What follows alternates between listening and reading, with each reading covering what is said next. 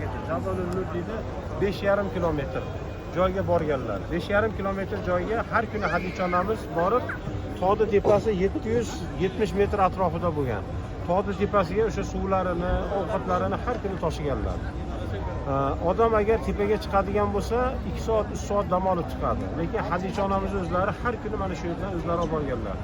Ayrim rivoyatlarda o'sha bir marotaba, yana ayrim rivoyatlarda 3 marotaba tashiganlar Hadicha onamiz.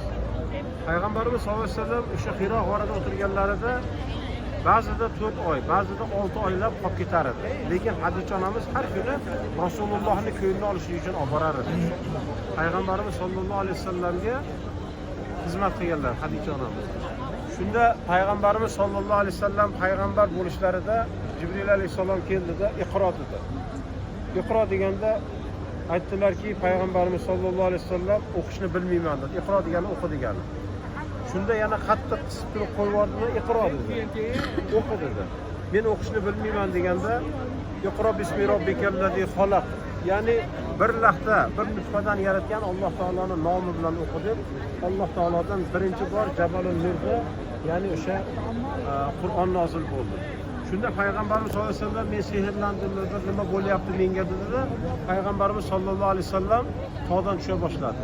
Tushayotgan vaqtlarida tog'dan payg'ambarimiz sollallohu alayhi vasallamni ko'rib turib toshlar, hatto tog'lar, hatto maysalar hammasi salom berishni boshladi. Assalomu alaykum ya Rasululloh dedi.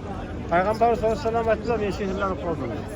Tushayotganda osmonda yana salom berdi. Assalomu alaykum ya Rasululloh. Osmonga qaraganlarida birinchi bora Jibril alayhisalomning o'z qiyofasida ko'rdi.